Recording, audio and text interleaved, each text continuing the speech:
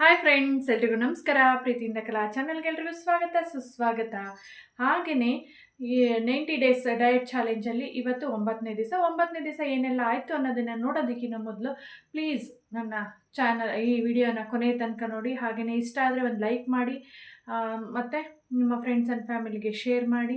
Please subscribe ಮಾಡೋದನ್ನಂತೂ ಮರೆಯಲೇಬೇಡಿ. ಹಾಗೆಯೇ ಫೇಸ್ಬುಕ್ ಪೇಜಲ್ಲೂ ಸಹ ಪ್ರೀತಿಯಿಂದ ಕಲಾ ಅಂತಲೇ ಇದೆ, ಆ ಫೇಸ್ಬುಕ್ ಪೇಜನ್ನು ಸಹ ಫಾಲೋ ಮಾಡ್ಕೊಳ್ಳಿ. ಮತ್ತು ಈಗ ನಾನು ಡಯಟ್ ರೆಸಿಪಿಗಳನ್ನ ಏನಂತ ಹೇಳಿದ್ರೆ ಸ್ವಲ್ಪ ಈಸಿಯಾಗೂ ಇದೆ, ಮತ್ತು 2 in 1 ಅಂದರೆ ಡಯಟ್ ಮಾಡದೆ ಮನೇಲಿರ್ತಕ್ಕಂಥವ್ರಿಗೂ ನಮಗೂ ಎರಡಕ್ಕೂ ಮ್ಯಾಚ್ ಆಗೋ ಥರನೂ ರೆಸಿಪೀಸ್ನ ಶೇರ್ ಮಾಡಿದ್ದೀನಿ, ಅಥವಾ ಸಪ್ರೇಟಾಗಿ ಮಾಡ್ಕೊಳ್ಳೋದು ಶೇರ್ ಮಾಡಿದ್ದೀನಿ. ನಿಮಗೆ ಯಾವ್ದು ಅನುಕೂಲ ಆಗುತ್ತೋ ಅದನ್ನು ದಯವಿಟ್ಟು ಆದಷ್ಟು ಮಾಡೋದಕ್ಕೆ ಟ್ರೈ ಮಾಡಿ. ಅಥವಾ ಹೆಲ್ತಿ ಡ್ರಿಂಕ್ ಆಗಿರ್ಬೋದು, ಅದನ್ನು ಅಷ್ಟೇ ಮಾಡೋದು ಅದು ಈಸಿಯಾಗೇ ಇದೆ.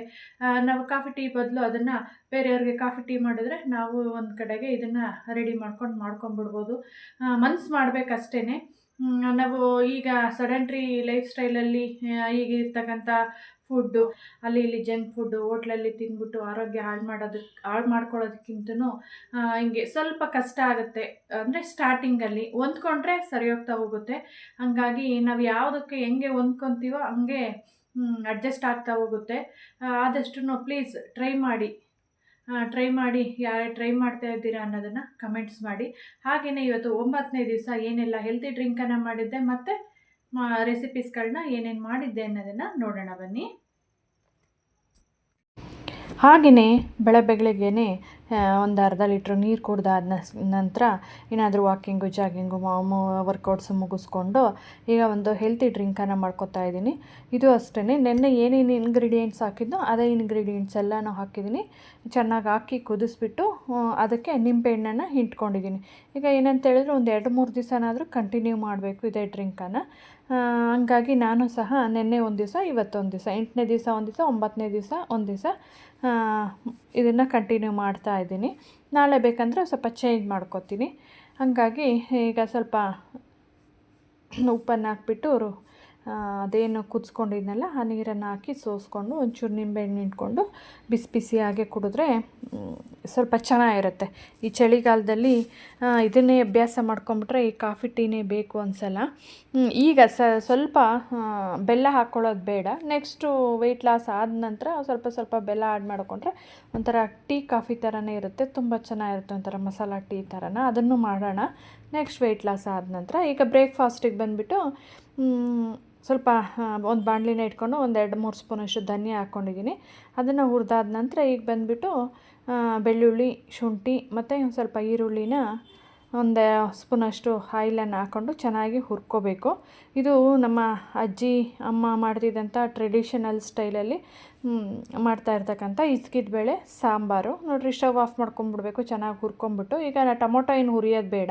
ಈಗ ಬಂದುಬಿಟ್ಟು ಗರಂ ಮಸಾಲ, ಅಚ್ಕಾರದ ಪುಡಿ, ಅರಿಶಿನ ಪುಡಿ, ಆವಾಗಲೇ ಹುರ್ಕೊಂಡಿದ್ದು ಧನಿಯಾ, ಮತ್ತು ಈ ಹುರಿದಿರ್ತಕ್ಕಂಥ ಟೊಮೊಟೊ, ಈರುಳ್ಳಿ, ಶುಂಠಿ, ಬೆಳ್ಳುಳ್ಳಿ ಅದನ್ನು ಹಾಕ್ಕೊಂಡು ರುಬ್ಕೊಂಬಿಡ್ಬೇಕು. ಈಗ ಒಂದು ಪಾತ್ರೆ ಇಟ್ಕೊಂಡ್ಬಿಟ್ಟು ಅದಕ್ಕೆ ಒಂದು 2 ಸ್ಪೂನಷ್ಟು ಆಯಿಲನ್ನು ಹಾಕಿ, ಈಗ ಸಾಸಿವೆ ಕರಿಬೇವಿನ ಸೊಪ್ಪನ್ನು ಹಾಕಿ ಅದು ಚಿಟಪಟ ಅಂತ ಸಿಡ್ದಾದ ನಂತರ ಈಗ ಒಂದು 2 ಈರುಳ್ಳಿನ ದಪ್ಪದಾಗಿ ಹಚ್ಕೊಂಡು ಹಾಕ್ಕೊಂಡಿದ್ದೀನಿ. ಅದನ್ನು ಒಗ್ಗರಣೆಗೆ ಒಂದು ಸಾರಿ ಬಾಡಿಸ್ಕೊಂಬಿಡ್ಬೇಕು ಹಿಂಗೆ 1 ನಿಮಿಷ. ಅದಾದ ನಂತರ ಆವಾಗಲೇ ತೋರಿಸಿದ ಮಸಾಲೆಗಳನ್ನೆಲ್ಲ ಹುರಿದ್ಬಿಟ್ಟು ಒಗ್ಗರಣೆಗೆ ಒಟ್ಟಿಗೆ ಸೇರಿಸ್ಕೊಂಡು ಚೆನ್ನಾಗಿ ಮಿಕ್ಸ್ ಮಾಡ್ಕೋಬೇಕು 1 ನಿಮಿಷ. ಮಿಕ್ಸ್ ಮಾಡ್ಕೊಂಡಾದ ನಂತರ ಇಲ್ಲಿ ಒಂದು ಅರ್ಧ kg ಇಚ್ಕವ್ರೆ ಬೇಳೆನ ರೆಡಿ ಮಾಡಿ ಇಟ್ಕೊಂಡಿದ್ದೀನಿ. ಇಚ್ಕಿದ್ದು ನೀಟಾಗಿ ತೊಳೆದ್ಬಿಟ್ಟು ಅದನ್ನು ಇದರೊಟ್ಟಿಗೆ ಸೇರಿಸ್ಬಿಟ್ಟು 1 ನಿಮಿಷ ಈ ಥರ ಕೈ ಆಡ್ಕೋಬೇಕು. ಇದನ್ನ ಹಾಕ್ಕೊಂಡು ಮತ್ತೆ ರುಚಿಗೆ ತಕ್ಕಷ್ಟು ಉಪ್ಪನ್ನು ಸಹ ಸೇರಿಸ್ಕೋಬೇಕು. ಈಗ ತೆಂಗಿನಕಾಯಿ ಹಾಲನ್ನು ಹಾಕಿದ್ದೀನಿ. ಹಂಗೆ ನೀರನ್ನು ಬೇಕಂದ್ರೆ ಹಾಕ್ಕೋಬೋದು. ನಾನು ಸ್ಪೆಷಲ್ಲಾಗಿರಲಿ, ಸ್ವಲ್ಪ ಹೆಲ್ತಿಯಾಗಿರಲಿ ಅಂತ ಹೇಳ್ಬಿಟ್ಟು, ಟೇಸ್ಟೂ ಸಹ ತುಂಬ ಚೆನ್ನಾಗಿರುತ್ತೆ. ಹಾಗಾಗಿ ತೆಂಗಿನಕಾಯಿ ಹಾಲನ್ನು ಹಾಕ್ಕೊಂಡ್ಬಿಟ್ಟು ಇದನ್ನು ಬೇಯಕ್ಕೆ ಬಿಟ್ಬಿಡಬೇಕು. ಈಗ ಇಲ್ಲಿ ಬಂದುಬಿಟ್ಟು ಊದಲು, ಸಿರಿಧಾನ್ಯದಲ್ಲೇ ಊದಲು ಅಂತ ಬರುತ್ತಲ್ಲ, ಅದನ್ನ ನಾನು ರಾತ್ರಿನೇ ನೆನೆಸಿಟ್ಟಿದ್ದೆ. ಅದು ಮತ್ತು ಒಂದು ಅರ್ಧ ಹೋಳಷ್ಟು ತೆಂಗಿನಕಾಯಿ ಅದನ್ನು ಹಾಕ್ಬಿಟ್ಟು ರುಬ್ಬಿ ದೋಸೆ ಹಿಟ್ಟನ್ನ ರೆಡಿ ಮಾಡ್ಕೊಂಡಿದ್ದೀನಿ. ನೋಡಿರಿ, ಆ ಕಡೆ ಇದ್ಕಿದ ಬೇಳೆ ಸಾರು ಬೇಯ್ತಾ ಇದೆ, ಈ ಕಡೆ ನೀರು ದೋಸೆಗಳನ್ನ ರೆಡಿ ಮಾಡ್ಕೊಳ್ಳೋಣ. ಈಗ ನೋಡಿರಿ, ಆಲೆ ಒಂದಷ್ಟು ಹಾಕ್ಬಿಟ್ಟೆ. ಯಾಕೆ ಅಂತ ಹೇಳಿದ್ರೆ ಬೆಳಗ್ಗೆ ಮಕ್ಕಳಿಗೆ ಮನೆಯವ್ರಿಗೆ ಎಲ್ಲ ಹೋಗೋದಕ್ಕೆ ಟೈಮ್ ಆಗಿಬಿಡುತ್ತಲ್ವ.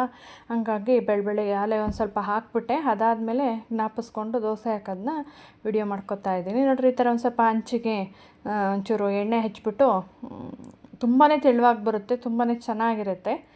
ತೆಂಗಿನಕಾಯಿ ಆಪ್ಷನಲ್ಲಿ ಬೇಕಂದರೆ ಹಾಕ್ಕೋಬೋದು, ಬೇಡ ಅಂದರೆ ಬರೀ ಊದಲು ಅಂತಲೇ ನೆನೆಸಿ ರುಬ್ಕೋಬೋದು. ರಾತ್ರಿನೇ ನೆನೆಸ್ಬಿಟ್ರೆ ಬೇಗ ಆಗಿಬಿಡುತ್ತೆ ಕೆಲಸ. ಬೆಳಗ್ಗೆ ಎದ್ರೆ ಮರ್ತೋಗ್ಬಿಟ್ರೆ ಟೈಮ್ ಆಗೋಗ್ಬಿಡುತ್ತೆ. ಹಂಗಾಗಿ ದೋಸೆ ಹಾಕಿ ನೋಡಿರಿ ತುಂಬಾ ತೆಳುವಾಗಿ ಬಂದಿದೆ, ತುಂಬ ಚೆನ್ನಾಗಿ ಬರುತ್ತೆ. ಈಗ ನಾವು ಅಕ್ಕಿ ನೀರು ದೋಸೆ ಎಲ್ಲ ಹೆಂಗೆ ಮಾಡ್ತೀವೋ ಅದೇ ಥರ ನೋಡಿರಿ ಎಲ್ಲನೂ ದೋಸೆ ಹಾಕಿಬಿಟ್ಟು ರೆಡಿ ಮಾಡ್ಕೊಂಡಿದ್ದೀನಿ. ಈಗ ನಾನು ಟಿಫನ್ ಮಾಡ್ಕೊಂಡಿರಲಿಲ್ಲ, ಎಲ್ಲರದ್ದು ಆಯಿತು. ಈಗ ನಾನು 2 ಊದಲು ದೋಸೆ ಅಂದರೆ ನೀರು ದೋಸೆ ಜೊತೆಗೆ ಸ್ವಲ್ಪ ತುಪ್ಪ ಹಾಕ್ಕೊಂಡು ಹಿಚ್ಕಿದ ಬೇಳೆ ಸಾರು ಮತ್ತು ನೀರು ದೋಸೆ ಅಂದರೆ ಸಿರಿಧಾನ್ಯದ ನೀರು ದೋಸೆ ಜೊತೆಗೆ. ನಾವು ಜಾಸ್ತಿ ನಮ್ಮ ಮನೇಲಿ ಇಷ್ಟಪಡೋದು ನೀರು ದೋಸೆನೇ. ಹಂಗಾಗಿ ಜಾಸ್ತಿ ನಾನು ದೋಸೆಗಳನ್ನೇ ಮಾಡ್ಕೊತಾ ಇರ್ತೀನಿ. ಇದರಲ್ಲಿ ಏನು ಆಪ್ಷನ್ ಸಿಗುತ್ತೋ ಅದು ದೋಸೆಗಳನ್ನ ಮಾಡ್ಕೊತಾ ಇರ್ತೀನಿ. ಹಂಗಾಗಿ ಬರೀ ದೋಸೆನೇ ಮಾಡ್ತೀರಾ ಅಂತ ಯಾರು ತಿಳ್ಕೊಬೇಡಿ. ಹಾಗಾಗಿ ಬೆಳಗ್ಗೆ ಬ್ರೇಕ್ಫಾಸ್ಟ್ ಆಯಿತು. ಹಾಗಾಗಿ ನೆಕ್ಸ್ಟು ಪಕ್ಕದ ಮನೆಯಲ್ಲಿ ಸ್ವಲ್ಪ ಪೂಜೆ ಇತ್ತು, ಹಾಗಾಗಿ ಅಲ್ಲಿ ಹೋಗಿದ್ದೆ. ಅಲ್ಲಿ ಸ್ವೀಟ್ ಮಾಡಿದರು, ಸ್ವೀಟ್ ಏನೂ ತಿನ್ನಲಿಲ್ಲ. ಇದು ಪೊಂಗಲ್ಲು ಮತ್ತು ಕೋಸಂಬರಿ ಮಾಡಿದರು, ಅದು ಸೌತೆಕಾಯಿ ಕೋಸಂಬರಿ ಮತ್ತು ಒಂದು ಚೂರು ಹುಣಸೆ ತೊಕ್ಕು. ಅದನ್ನು ಮಧ್ಯಾಹ್ನ ಲಂಚಿಗೆ ಆಗೋಯಿತು. ಈಗ ರಾತ್ರಿಗೆ ಇದೇನು ಕಿನ್ವಾ, ಅದು ಮಿಲೆಟ್ಸನ್ನ ಇರುತ್ತೆ, ತೋರಿಸಿದ್ನಲ್ವ ಲಾಸ್ಟ್ ಟೈಮ್ ಒಂದು ಸರಿ ದೋಸೆ ಮಾಡಿದ್ದೆ, ತೋರಿಸಿದ್ದೀನಿ. ಅದರದ್ದು ಕಿನ್ವಾದ್ದು ರೈಸ್ ಮಾಡಿದ್ದೆ. ಅದನ್ನಾದರೆ ಒಂದು ಅರ್ಧ ಗಂಟೆ ನೆನೆಸ್ಕೊಂಬಿಟ್ಟು ಅದಾದ ನಂತರ ನಾವು ಮಾಮೂಲಿ ರೈಸ್ ಯಾಕೆ ಮಾಡ್ತೀವೋ ಆ ಥರ ಕುಕ್ಕರಲ್ಲಾದರೂ ಮಾಡ್ಕೊಬೋದು, ಓಪನ್ ಆಗಾದರೂ ಮಾಡ್ಕೊಬೋದು. ಸೌತೆಕಾಯಿ ಜೊತೆಗೆ ಅದು ಕಿನ್ವಾ ರೈಸು ಮತ್ತು ಬೆಳಗ್ಗೆನೇ ಇದ್ಕಿದ ಬೇಳೆ ಸಾಂಬಾರು ಮಾಡಿದ್ನಲ್ಲ ನೋಡಿರಿ, ಈ ಥರ ಇದ್ಕಿದ ಬೇಳೆ ಸಾಂಬಾರು ಆಗಿರ್ಬೋದು, ಬೇರೆ ಏನಾರ ಹುಳಿ ಸಾರು ಈ ಥರ ಏನಾರ ಮಾಡಿದ್ರೆ ನೋಡಿರಿ ಬೆಳಗ್ಗೆ ಟಿಫನ್ಗೂ ಆಗುತ್ತೆ, ಮನೆಯವ್ರೆಲ್ರಿಗೂ ಆಗುತ್ತೆ. ಮತ್ತು ನಮಗೆ ಸಪ್ರೇಟ್ ಮಾಡ್ಕೊಳ್ಳೋದೇನು ಬೇಕಾಗಲ್ಲ. ಸಂಜೆಗೂ ಸಹ ಅಥವಾ ಸಂಜೆ ಮಧ್ಯಾಹ್ನಕ್ಕೆ ಅದಕ್ಕೆ ಬೇಕಾದರೆ ಮುದ್ದೆ ಮಾಡ್ಕೋಬೋದು, ಬೇಡ ಅಂದರೆ ಜೋಳದ ರೊಟ್ಟಿ, ಆ ಥರದ ಸಿರಿಧಾನ್ಯದ ರೊಟ್ಟಿ, ರಾಗಿ ರೊಟ್ಟಿ, ಏನಾದರೂ ರಾಗಿ ದೋಸೆ, ಜೋಳದ ದೋಸೆ ಏನಾದರೂ ಮಾಡ್ಕೋಬೋದು. ಅಥವಾ ಈ ಥರ ಯಾವುದಾದ್ರೂ ಮಿಲ್ಲೆಟ್ ರೈಸು ಮತ್ತು ಬ್ರೌನ್ ರೈಸು, ರೆಡ್ ರೈಸು, ಈ ಥರ ಯಾವುದಾದ್ರೂ ಮಾಡಿಕೊಂಡ್ರೆ ಸರಿ ಆಗುತ್ತೆ. Thanks for watching.